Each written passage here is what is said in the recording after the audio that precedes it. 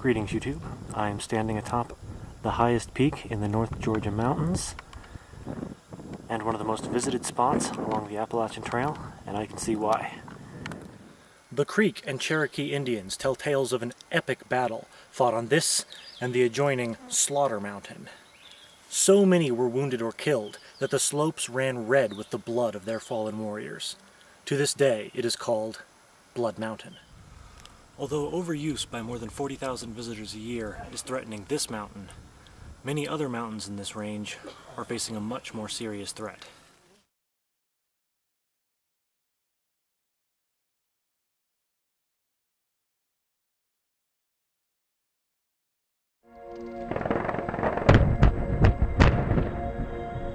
It's environmental rape, that's all you can call it.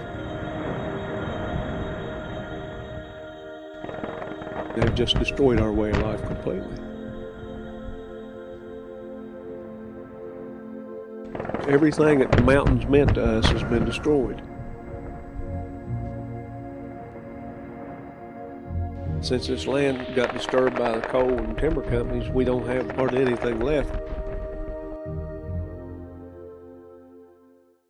Just southwest of our nation's capital, one of the greatest human rights and environmental tragedies in American history is taking place at this very moment.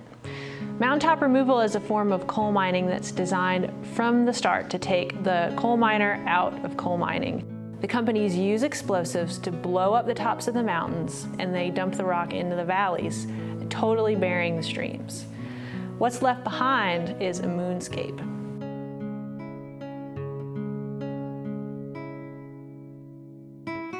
When you're blowing up, literally blowing off the top of a mountain in order to get at the coal, and all of the debris and everything else, the whole top of the mountain goes down in the valley, dams up rivers, affects communities. I mean, it's just wrong. It's just wrong. It's so deeply wrong that we have to do something about it. When they level the mountains, they have to have something to do with everything other than the coal. The leftover debris is put in to the headwaters of the hollow. And it changed the velocity and the volume of water that comes through my property here.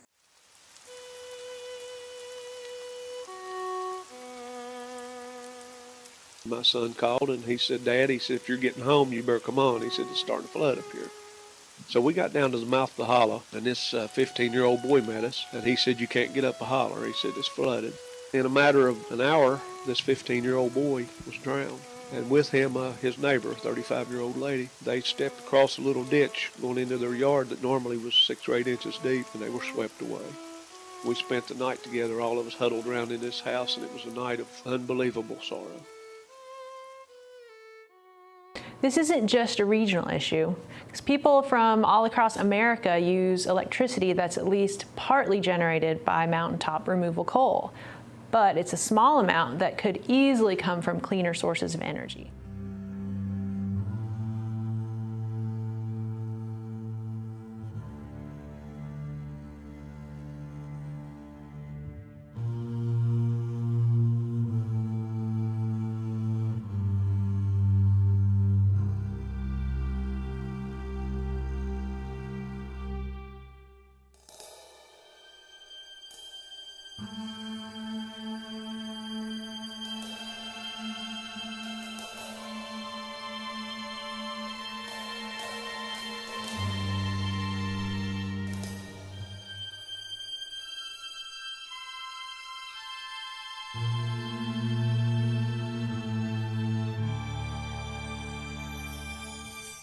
The streams that go by me here right now are the headwaters of the streams all over the eastern United States.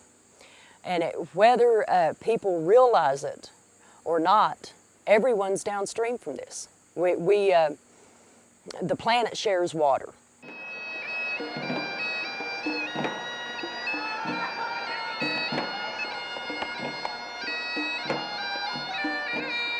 It's the worst thing that has ever happened to this state.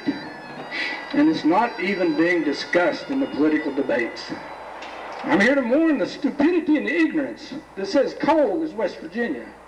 West Virginia's mountains. West Virginia is not coal.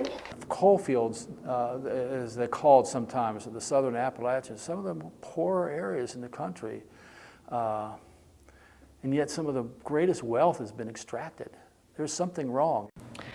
Growing up in East Tennessee, I thought the mountains would be there forever.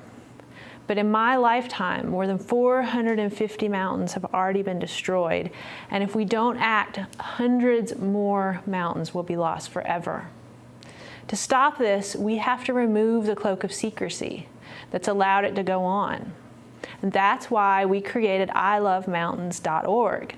Thanks to new technologies like Google Earth, the coal companies can no longer hide the massive scale of destruction that they're causing. Together, we can meet America's energy needs and protect our nation's natural and cultural heritage. But it won't happen without you. Please help us spread the word. And thank you.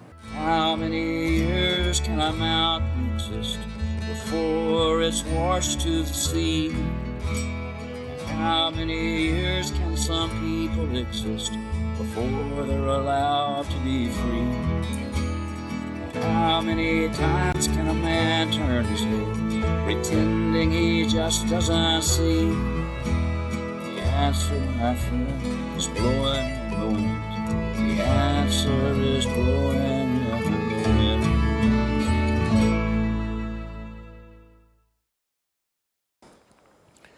Everyone I've ever told about mountaintop removal mining was outraged by the concept. The problem is, hardly any of them had heard of it before I told them.